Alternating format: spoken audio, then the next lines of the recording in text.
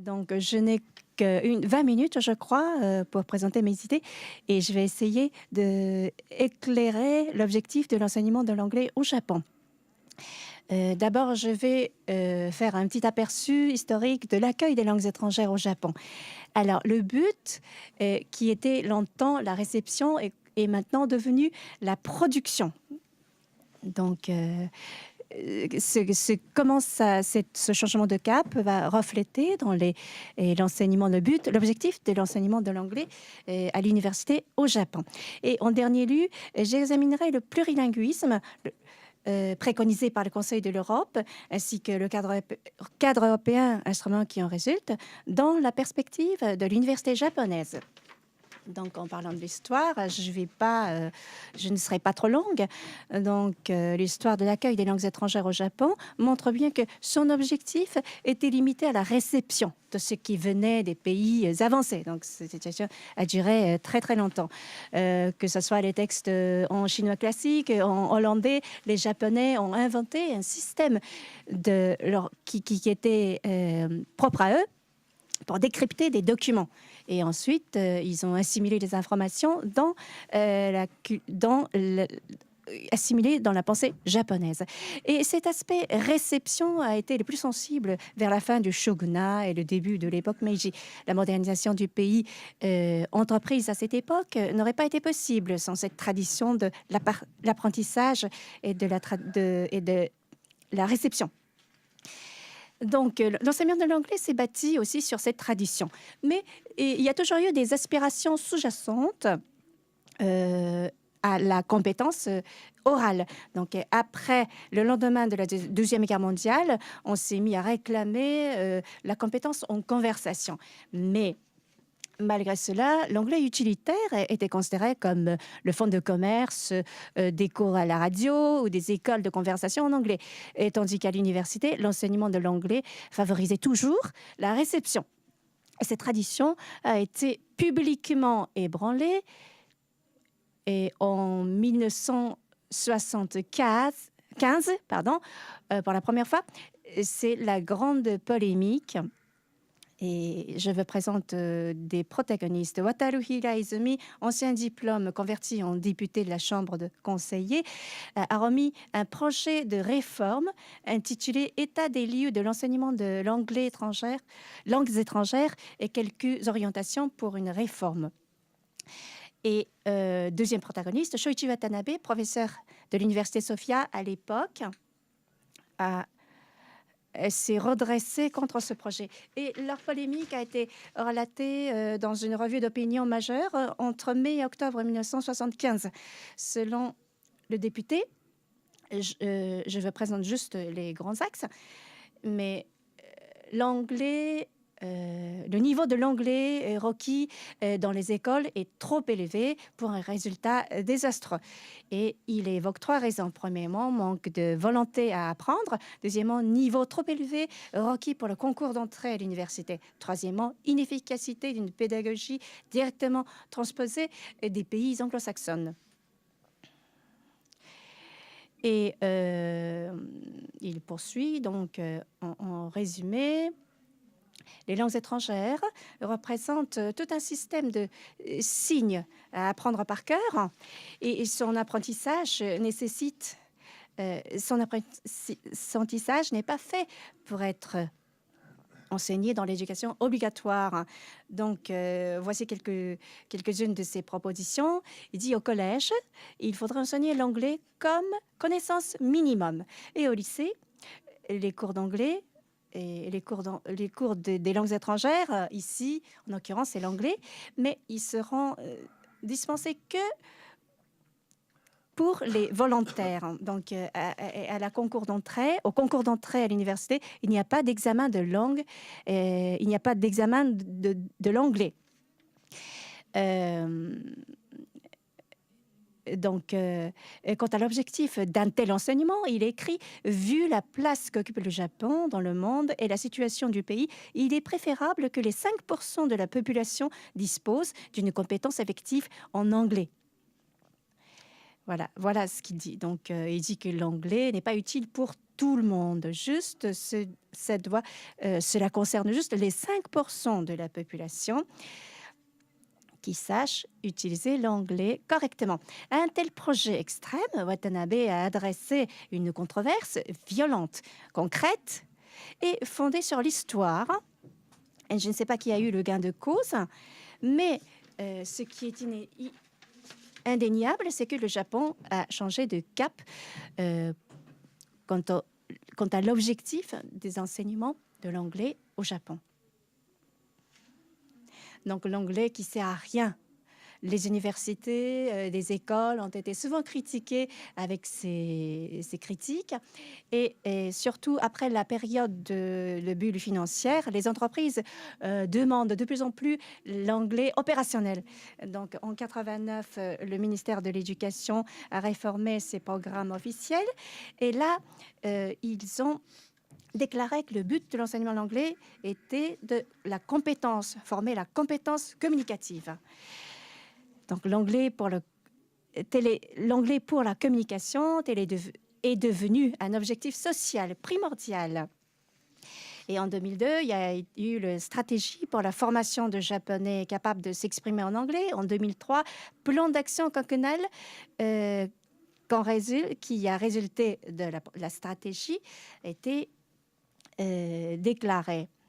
Et ceci constitue un changement radical dans la politique linguistique au Japon. Et depuis 2011, les nouveaux programmes éducatifs, version 2008, se mettent en place progressivement. Et à l'école primaire notamment, je veux préciser que quand le ministère de l'Éducation parle des langues étrangères, il s'agit très souvent de l'anglais. Donc à l'école primaire, il y a des activités dispensées en anglais.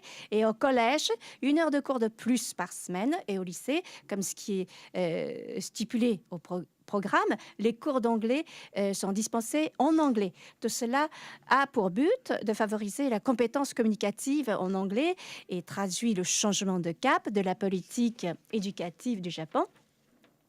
Celle-ci ne vise plus à la réception, mais à la production.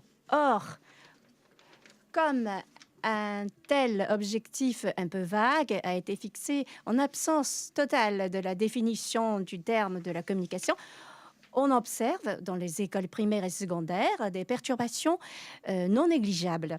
Et dans les universités, l'enseignement de l'anglais, pour être franche avec vous, se voit sensiblement déformé.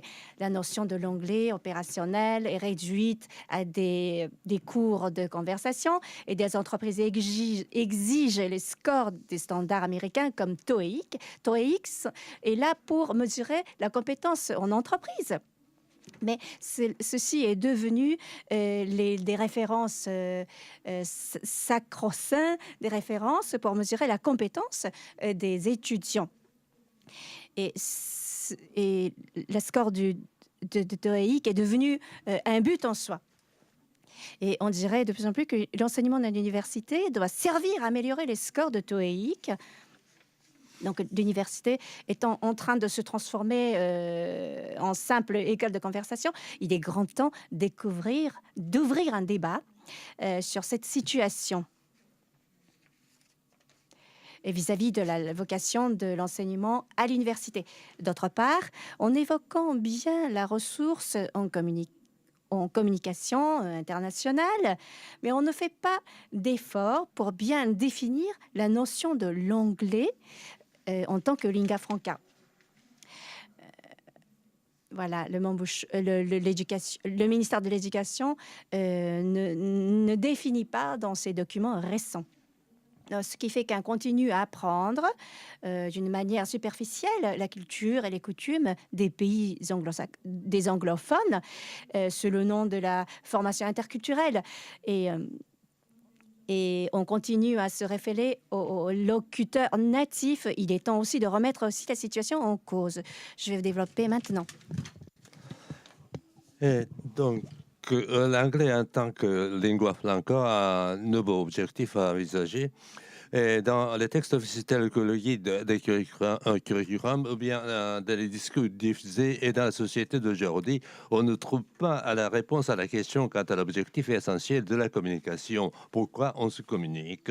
En règle générale, l'hypothèse évidente, avancée, dit que l'anglais est la langue internationale dans une société globalisée dans ce lieu commun. Et il semblerait qu'il n'y a que certains chercheurs qui s'inquiètent de l'impérialisme de la langue anglaise qui le contredisent. Et dans la société japonaise en général, l'importance de pouvoir communiquer en anglais et la nécessité de formation favorisant cet objectif sont considérés comme une évidence. Et certes, c'est indéniable que l'anglais occupe une place de choix en tant que lingua franca d'aujourd'hui.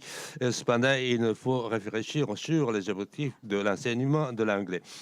Jusqu'à présent, les Japonais ont eu implicitement pour objectif d'apprendre des choses des pays anglo-saxons. Et ils ont appris l'anglais comme une langue régionale. Mais l'objectif est maintenant de passer à l'apprentissage de langue en tant que langue, lingua franca internationale. Donc, bref, désormais, l'enseignement de l'anglais se différencie en deux catégories. La première catégorie correspondra à l'enseignement classique de l'anglais en tant qu'outil de compréhension interculturelle, donc l'apprentissage de l'anglais en tant que langue régionale. C'est donc surtout les sections linguistiques ou littéraires anglo-saxonnes qui assurent là, au niveau des universités, cet apprentissage de façon spécialisée. Et la deuxième catégorie correspond à l'apprentissage de l'anglais en tant que langue internationale, qui devront être assurés par l'instruction publique et l'éducation générale de base à l'université. Donc, donc l'anglais aujourd'hui est appelé à jouer un rôle de lingua franca qui est commune à l'ensemble des populations au non anglo au fond de naissance. Euh,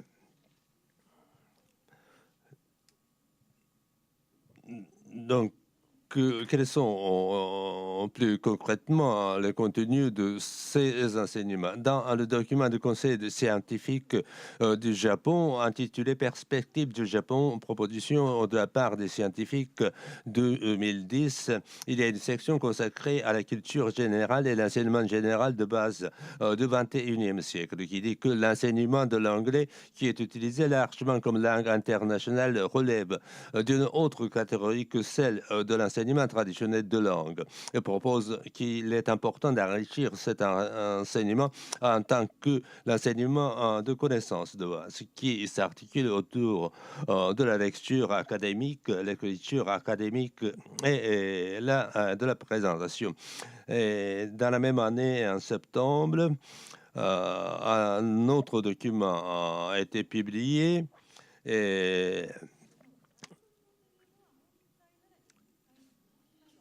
donc, la langue étrangère est au fait une fenêtre ouverte sur le monde extérieur, sur les autres cultures, et que l'objectif de l'enseignement de langue est axé sur compréhension interculturelle. Donc, ce document reconnaît le fait que, vu la position prédominante copie de l'anglais, on ne peut pas parler de cette langue au même titre que les autres langues étrangères.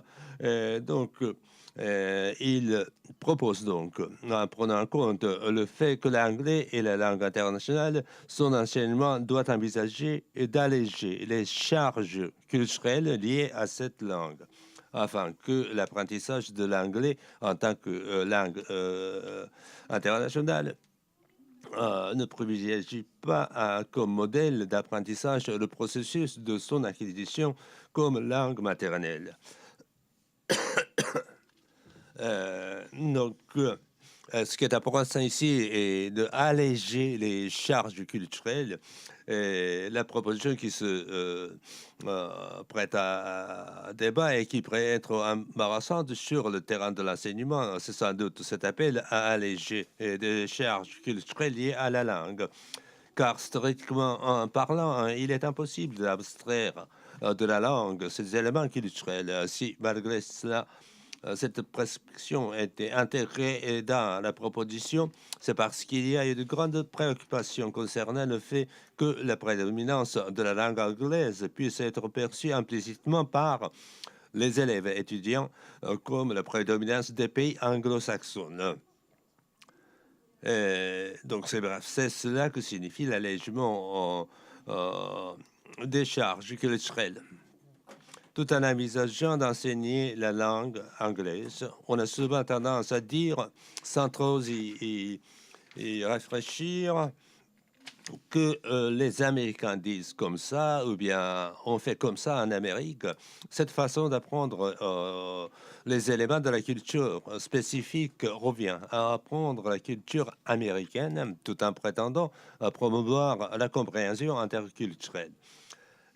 Donc, cela va sans dire que l'anglais, en tant que lingua franca, doit être envisagé comme une libération des règles adoptées par les lecteurs natifs ne prenant pas comme modèle ceci et doit faire preuve d'intelligibilité en ce sens que lors de la communication entre non-natifs, ceci arrive à une compréhension mutuelle.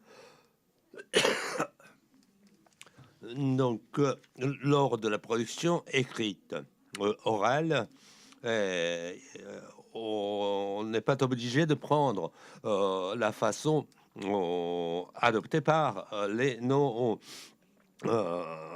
natifs, mais l'intelligibilité par tout le monde, partout sur le monde, sera la chose la plus importante, mais cela veut dire pour tout acte de communication par écrit ou par oral, les critères normatifs qui disent mais lorsque l'objectif est l'enseignement de l'anglais lingua franca, à ce moment-là, le respect des éléments phonétiques ou grammaticaux peut poser des questions. Donc, aujourd'hui, au Japon, la prédominance de l'anglais semble semble remettre toutes les autres langues dans l'ombre. Mais au fait, la société japonaise est déjà devenue une société multilingue et ce fait n'est pas encore bien prise en considération par les Japonais. Ce que signifie et ce que signifie multilinguisme est loin d'être compris par le japonais. Et donc aujourd'hui, les Japonais pensent que l'anglais sera suffisant pour vivre dans cette société mondialisée. Mais lors du tremblement de terre du 11 mars de l'année dernière, il s'est avéré que la diffusion d'informations en multilangue a fait défaut, révélant le problème de prise en charge des étrangers qui ne maîtrisent pas le japonais. Et il y a eu également beaucoup de bénévoles étrangères qui sont mobilisés et qui sont venus au Japon pour aider les sinistrés. Et il y a eu aussi sur ce plan le problème de communication et donc, c'était une catastrophe pour le Japon, mais à cette occasion, il y a eu ces problèmes qui sont révélés. Donc, dans les sociétés globalisées, on commence à prendre petit à petit la conscience de l'importance de multilinguisme, le plurilinguisme. Et donc, lorsqu'on enseigne l'anglais en tant que lingua franca,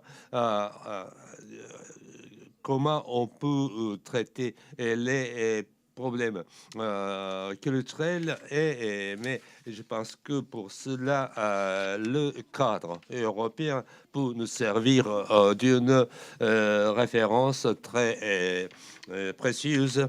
Et donc, cette compétence interculturelle est quelque chose de très important pour l'enseignement de langue à venir.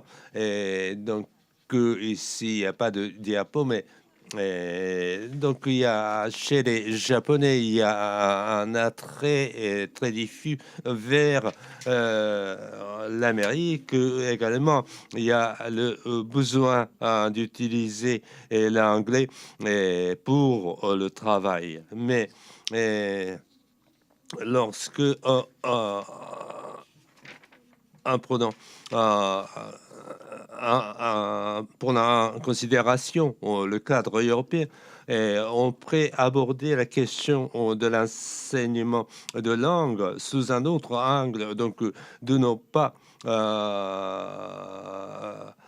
pour la finalité de l'évaluation chiffrée et de la compétence langagière.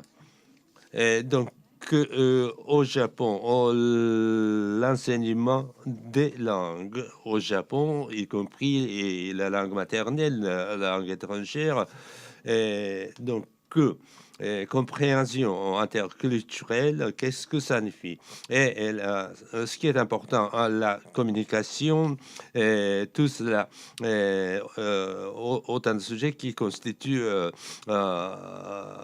le sujet de discussion, et donc comprendre une autre culture n'est pas quelque chose de facile, mais c'est pas la culture qu'on doit comprendre, mais on doit comprendre l'hétérogénéité qui peut exister entre cultures. Pour moi, c'est plus simple. Donc, communication n'est pas, c'est pas formellement nécessairement verbal. Communication, c'est des interactions entre les êtres humains, et donc interaction avec l'autrui. Et donc, la communication ne peut pas se réduire à des conversations, et il faut qu'on envisage,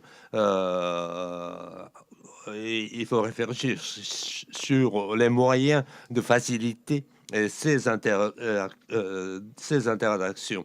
Et donc, on parle de la communication globale, par exemple mondiale, comme une évidence, mais on commence déjà à faire des interactions avec différentes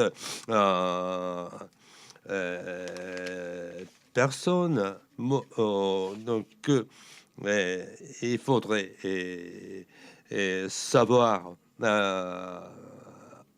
faire de l'objectification, et donc également la littératie et médias est quelque chose de nécessaire et qui doit être enrichi et davantage désormais. Et ce qui nous est demandé aujourd'hui est de bien regarder le fait que prendre l'enseignement de langue uniquement comme l'enseignement de la langue anglaise est une mauvaise chose, et il faudrait avoir une perspective beaucoup plus large de l'enseignement de langue et surtout au niveau des universités afin qu'on puisse promouvoir les principes de pluri et linguisme, s'appuyant sur ce qu'on propose le cadre. Je vous remercie. Je suis complètement d'accord avec Madame Tolikai. Alors, je donne maintenant la parole à Monsieur Beako. Monsieur Beako, s'il vous plaît. Tolikai 先生、ありがとうございます。言語教育の同僚として御礼申し上げます。熱弁に感謝いたします。非常に私も共感を持って伺いました。テーマとしてのこの外国語教育としての英語の目的ですが、その中で国の目的、国家目的というようなものがあったということが非常に興味深く伺いました。個人的な目的ではなく国家目的ということです。話者一人一人、家庭の中の一人一人が、のニーズではなく集団のニーズということです。それの集団的ニーズといってもその中に、全てが一致するわけではないと思います。家庭の中である子どもは英語を勉強したい子がいる英語だけを勉強したいという子ばかりではないと思います。ですから国の目的、国家目的という点が非常に興味深く伺いました。それから国際共通語としての英語ということですが、この概念は一つの進歩であると言えると思いますが、なぜかといえばそれによって、ネイティブが絶対信仰というものから解放されるからです。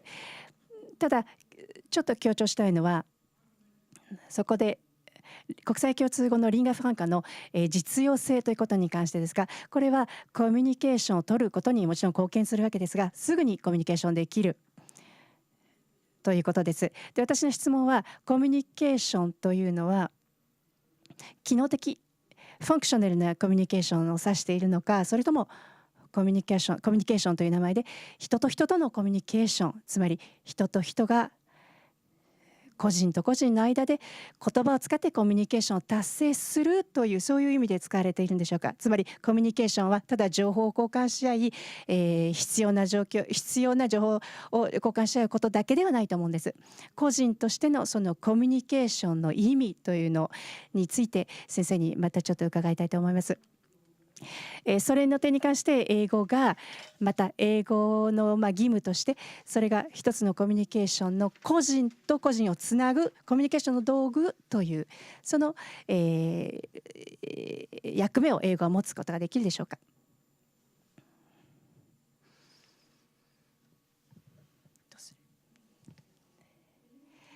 Donc, premièrement, l'apprentissage de l'anglais, on peut le saisir comme but national. L'enseignement de l'anglais, c'est vrai, est mené comme dans le cadre de la politique nationale. Et les besoins individuels ne font pas prévaloir dans cette politique. Donc, motiver individuellement chaque élève à l'apprentissage de l'anglais, apprentissage d'autres langues est difficile. Et comme je n'ai pas beaucoup de temps, je répondrai surtout à votre deuxième question. Donc, quand on parle de l'anglais, j'essayais dans ma petite communication, mon intervention, votre question touche le vif du sujet, mais anglais, c'est un moyen de s'échanger des informations, mais la communication, ce n'est pas une simple compétence. Et la langue n'est pas seulement une compétence, ça fait partie de l'identité, ça fait partie des pensées de chacun. Donc, au moyen d'une langue ou de langues au pluriel, on peut construire les rapports avec l'autrui. Donc, les communications se fait avec deux éléments, moi, soi et l'autrui. Donc, communication, quand on parle de la communication, il faudrait avoir cette idée. La communication se fait de plusieurs couches, et c'est très complexe, et c'est même quelque chose de dynamique.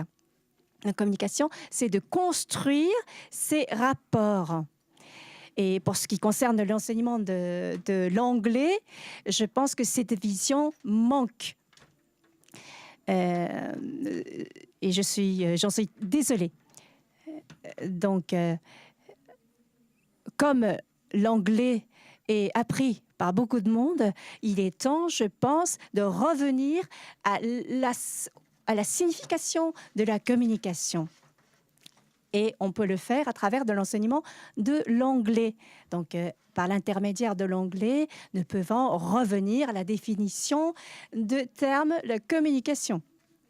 Donc, à l'école primaire, par exemple, si il manque ce point dans l'enseignement à l'école primaire, ce serait très dommage.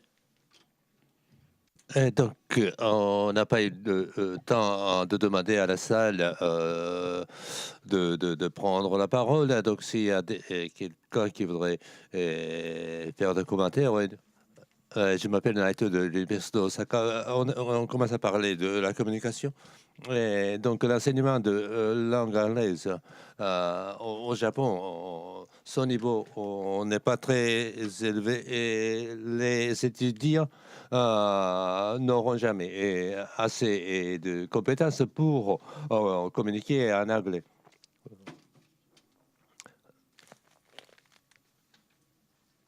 Et donc,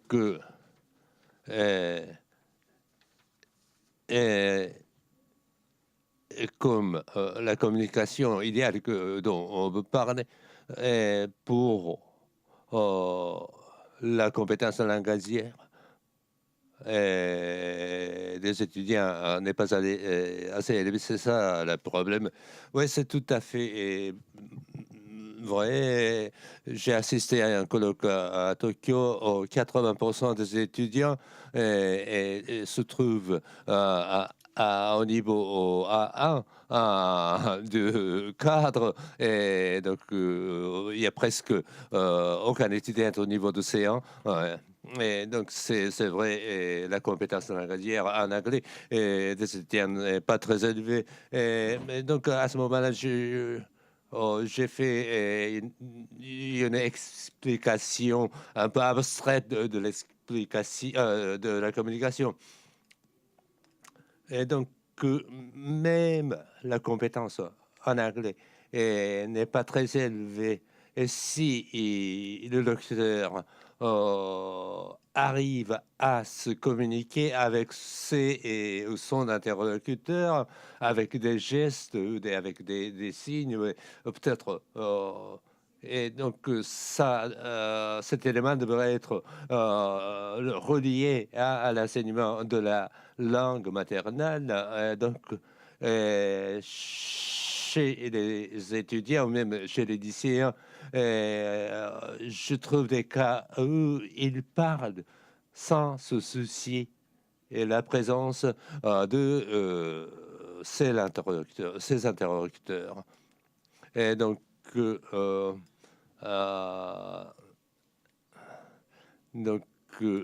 les autres et donc ne parlons ou ne pour faire des interactions avec les autres, on parle, on communique. Et donc au niveau de l'école primaire, il faudrait ça, on peut faire ce type d'activité dans le cadre des cours.